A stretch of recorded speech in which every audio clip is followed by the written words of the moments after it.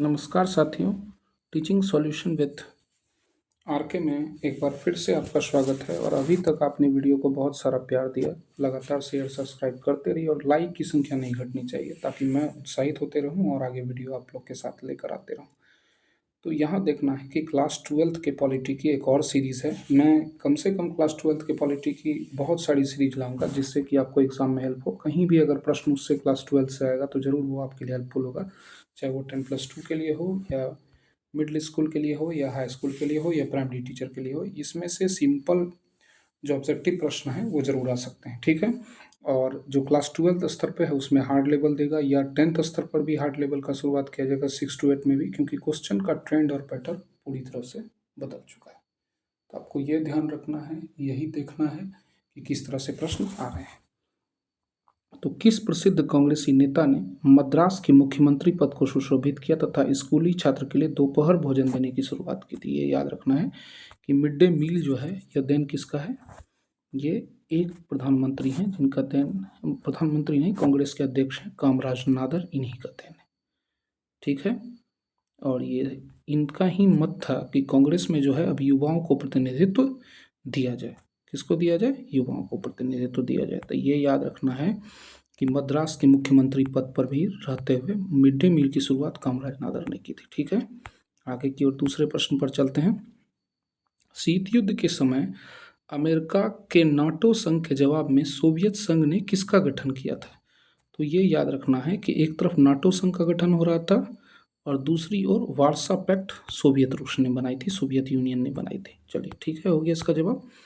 चलिए, भारत ने आज़ादी से पूर्व किस तिथि को एशियाई संबंधों पर सम्मेलन किया था? तो याद रखना है कि एशियाई संबंधों पर सम्मेलन बुलाने की शुरुआत जो है वह नेहरू के द्वारा की गई थी। कब की गई थी? मार्च 1947 में। ये तिथि याद रखना है। भारत आज़ादी से पूर्व ही अंतर्राष्ट्रीय राजनीति से जुड़ चुका था और एशियाई संबंधों पर सबसे पहले मार्च 1947 में प्रयास किया गया था, ठीक है। किस शहर में एफ्रो एशियाई सम्मेलन किया गया जहां से गुटनिरपेक्ष आंदोलन की नींव पड़ी? तो अक्सर आदमी जो है कन्फ्यूजन में रहते हैं, तो मैं ये बता दूं कि इंडोनेशिया के बाडुंगू में आंदोलन की शुरुआत हुई थी। किसके नाम की? नॉन एलाइगेट मूवमेंट की। और इसकी पहली बैठक जो है यूगोस्लाविया के बेलग्रेड में बुलाई गई थी। कहाँ बुलाई गई थी? बेलग्रेड में 1961 में। नाम की जो शुरुआत है वो कहाँ हुई थी? 1955 में इंडोनेशिया में हुई थी, ठीक है।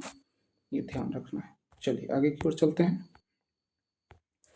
चीनी क्रांति के बाद चीन की कम्युनिस्ट सरकार को मान्यता देने वाला पहला गैर कम्युनिस्ट देश कौन सा था?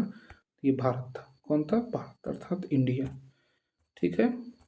इसका आंसर क्या हो जाएगा? इंडिया, ठीक है। चलिए आगे चलते हैं।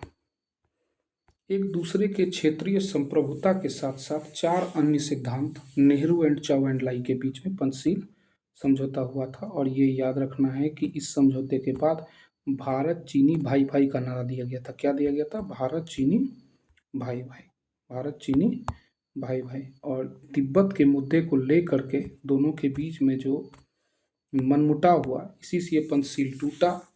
और ये 29 अप्रैल 1954 को पंचशील समझौता हुआ था। ये ध्यान रखना, ये डेट काफ़ी इंपॉर्टेंट है। नेहरू और चाउ के बीच में जो हस्ताक्षर है 29 अप्रैल 1954 को, क्योंकि भारत ने लामा, दलाई लामा को, मतलब तिब्बती कभी नहीं चाहते थे कि उनके सांस्कृतिक और मतलब जो ऐतिहासिक महत्व है उन पर कभी भी चीन आधिपत्य करे, लेकिन चीन उस पर आधिपत्य करने पर तुला हुआ था। तो 1958 में सशस्त्र विद्रोह भी हुआ, और लेकिन चाइना का इतना आधिपत्य दबदबा था कि सभी जितने भी चीनी लामा थे वे सभी भागकर भारत को शरण मांगने आए। तो भारत सरकार ने उन्हें शरण दे दी और वे हिमाचल प्रदेश के धर्मशाला में जाकर बस गए। तो ऐसी स्थिति में शरण देने के कारण भारत और चीन के बीच में क्या हो गई, मतलब संबंध बिगड़ गए और पंचशील समझौता टूट गया, ठीक है। तो ये ध्यान देना है, ध्यान देने वाली बात है कि मतलब इसका तो 29 मार्च 1954 था आंसर। ये पूछ रहा है कि निम्नलिखित कथनों के संदर्भ में सत्य कथनों की जांच करना है। तो पहला सही हो जाएगा। तिब्बती लोगों द्वारा 58 में चीनी के आधिपत्य का सशस्त्र विद्रोह हुआ था, क्योंकि वो अपनी एकता और सांस्कृतिक एकता को बनाए रखना चाहते थे तिब्बती लोग।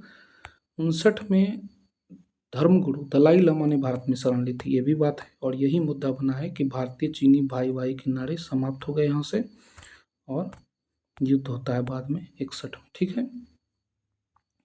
हिमाचल प्रदेश की धर्मशाला में तिब्बतियों की बड़ी बस्ती मानी जाती है। अभी भी आप जाइएगा, जितना भी मठ है वो ज़्यादातर कहाँ है? हिमाचल प्रदेश में। ठीक है, चलिए।